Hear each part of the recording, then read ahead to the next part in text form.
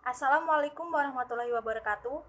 Perkenalkan, nama saya Wiwin Elisa Dwiyani dari kelas 1D Perjalanan Wisata dengan NPM 207561123. Di sini saya akan mencoba menjelaskan beberapa gerakan untuk komunikasi nonverbal di mana seseorang akan berkomunikasi dengan cara menggerakkan tubuhnya saja. Gestur atau bahasa tubuh adalah termasuk ke dalam komunikasi bukan lisan atau biasa dikenal dengan sebutan communication nonverbal. Selain gestur, hal lain yang termasuk ke dalam komunikasi nonverbal yaitu intonasi atau tekanan kata-kata tertentu, mimik wajah, dan jarak fisik antara pengirim dan penerima. Komunikasi dalam budaya tertentu pastinya menyampaikan suatu makna atau maksud tertentu juga. Seperti contohnya mimik wajah. Tersenyum. Ketika seseorang tersenyum merupakan contoh komunikasi nonverbal dalam suatu budaya global. Kenapa dikatakan sebagai komunikasi yang global? Karena makna dari mimik senyuman ini menyampaikan pesan berupa rasa senang atau bahagia akan suatu hal yang tentunya secara tidak langsung telah disepakati oleh seluruh masyarakat dari berbagai budaya di dunia ini dengan arti atau maksud yang sama dengan demikian.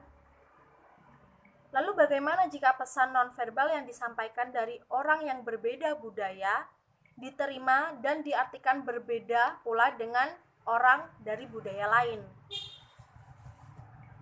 Saya mengambil contoh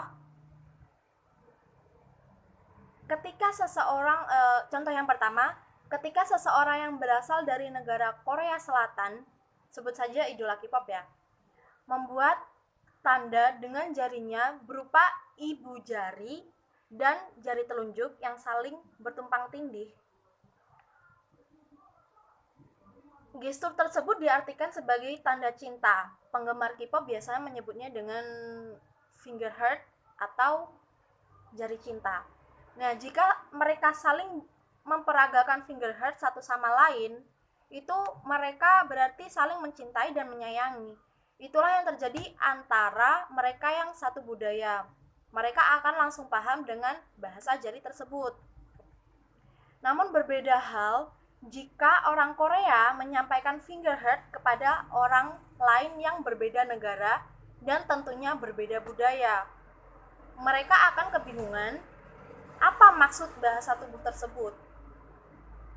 Contohnya adalah komunikasi yang terjadi antara warga Korea Selatan dengan warga kewarganegaraan Jerman atau Amerika Serikat.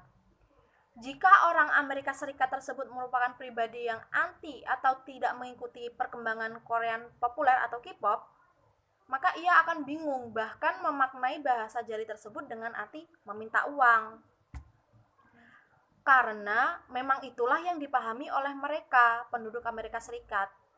Jika ibu jari ditempelkan dengan jari telunjuk, maka makna dari pesan nonverbal tersebut adalah meminta uang. Pemahaman budaya itulah yang selama ini melekat pada diri mereka, sehingga memaknai finger heart sedemikian disertai dengan mengeluarkan uang dari dompet.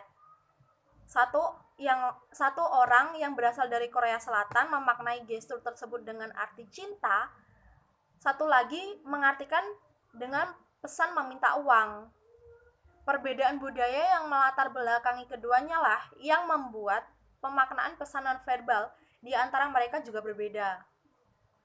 Lalu yang kedua ada contoh gestur fish, merupakan gerak tubuh di mana mengangkat jari telunjuk dan jari tengah dan biasanya memiliki memiliki arti perdamaian. Nah, istilah isyarat dengan tangan fish atau V dibuat dalam dua bentuk. Yang pertama dengan telapak mengarah ke dalam seperti ini, dan yang kedua satu lagi mengarah ke luar seperti ini. Nah, biasanya orang Asia sering menggunakannya untuk berfoto, pose lucu begitu. Namun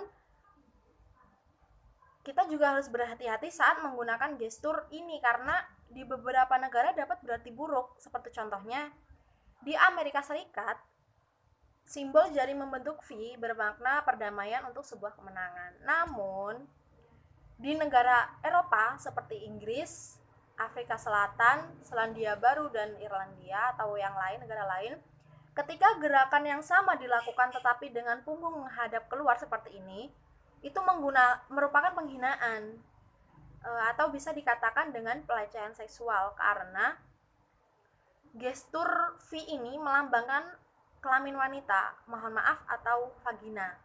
Atau juga dapat berarti dirikan punyamu. Itu dalam konotasi seksual genetif ya, seksual negatif.